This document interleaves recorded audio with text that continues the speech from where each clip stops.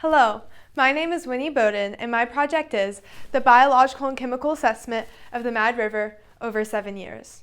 My question was, based on the biological and chemical assessment, what is the water quality of the water in the Mad River at various locations over 7 years?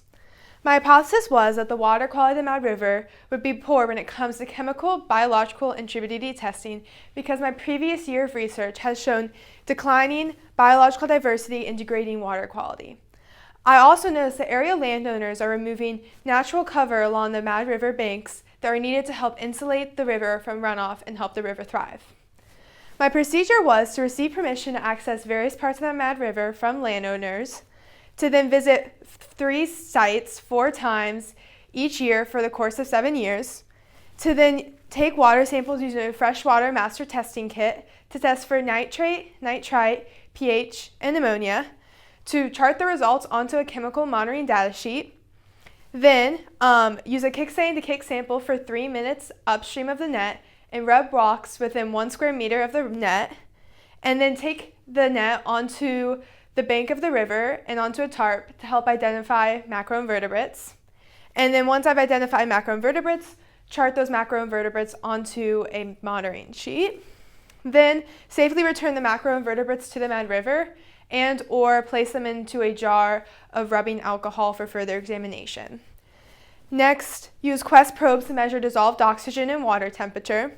Then use a malt turbidity testing kit to assess the amount of runoff in the Mad River. Then use the Ohio sediment stick to help measure the amount of suspended solutes in the Mad River. Then document other important information such as air temperature, current weather, previous weather, and also noting the habitat. Finally, find a rock with a brown filmy substance on top and scrub it into a Tupperware container, then save that liquid, and then make permanent slides of those diatoms to then identify the diatoms to the species. Now, my conclusion was that the average pH is 7 to 7.2, and the average pH of the Mad River, according to my studies, is 7.5. Accordingly, the pH of the Mad River is a little higher than average, but not too much, so it's not something necessarily to worry about. The ideal level of nitrate is less than 1.0 parts per million, and the average amount of nitrate that I detected in the Mad River was 0.16 parts per million, and so therefore the amount of nitrate is at a healthy level. The average amount of nitrite is 0.1 to 0.2 parts per million, and the average amount that I detected in the Mad River is 0.18 parts per million, and therefore the amount of nitrite is also at a healthy level. So freshwater trout are negatively affected if ammonia is 0.2 parts per million or more, and the average amount that I detected in the Mad River was 0.18.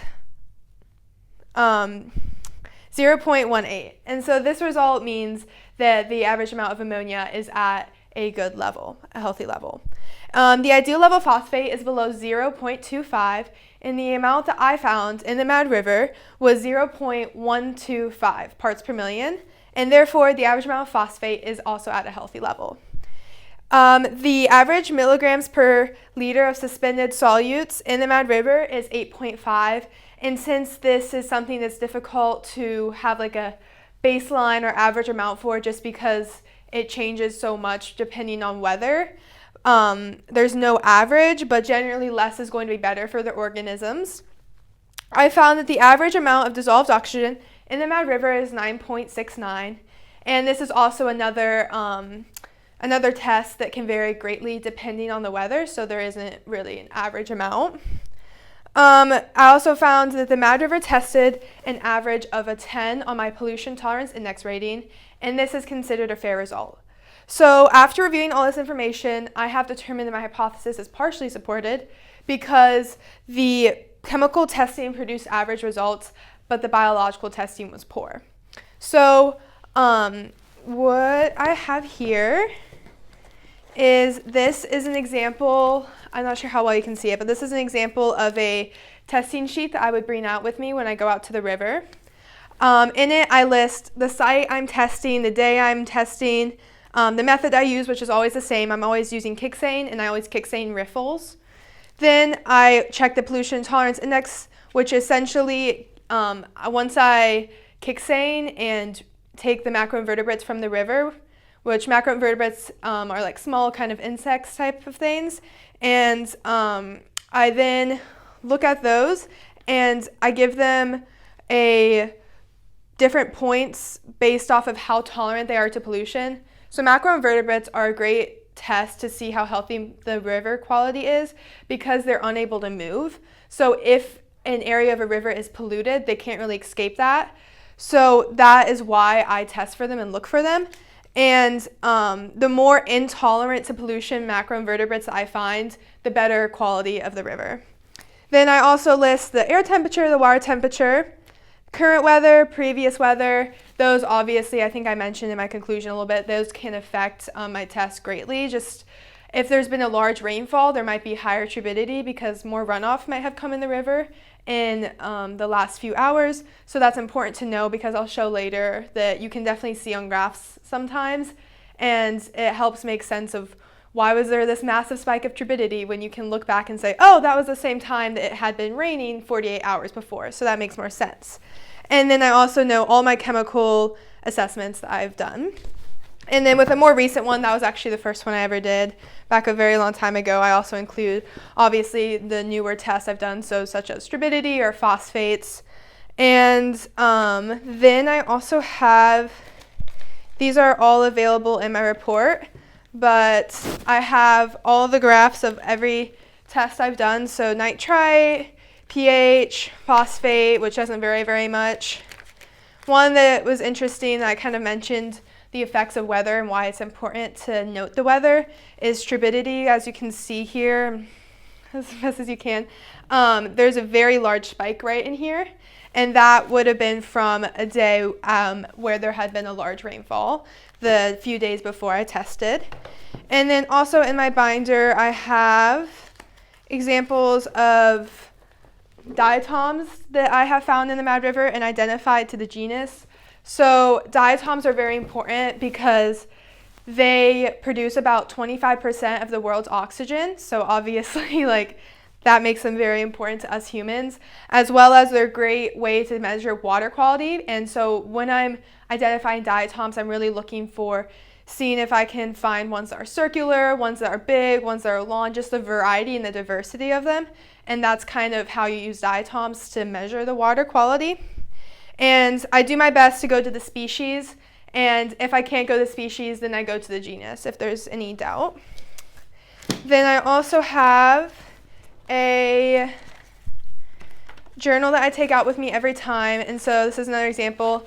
I know a lot of the stuff that I've already noted in here, but I also include things about the habitat. So I do test at a site that has cows, and sometimes if the cows are out, it may cause higher levels of ammonia, and so I think it's also important that I note the habitat, and I can also note stuff such as maybe the farmer took away some trees in the last few months and see if that does affect the levels of chemicals and the biological testing that I complete.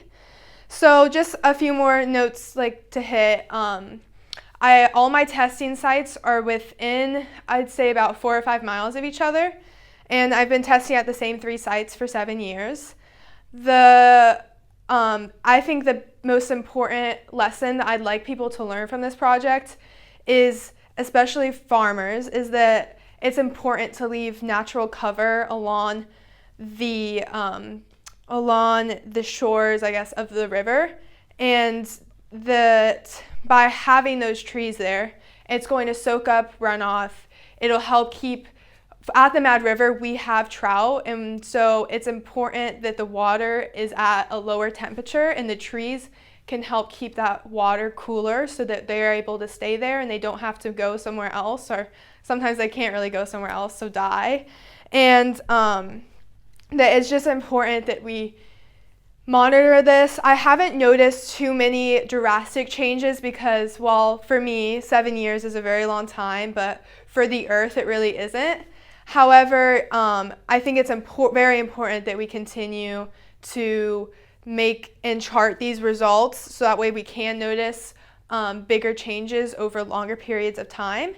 And and then another thing is I started this project when I was in 5th grade, so my motivation for this project came from a teacher that I had who took my 4th grade class out to the river, and we did a very basic version of this with much fewer tests.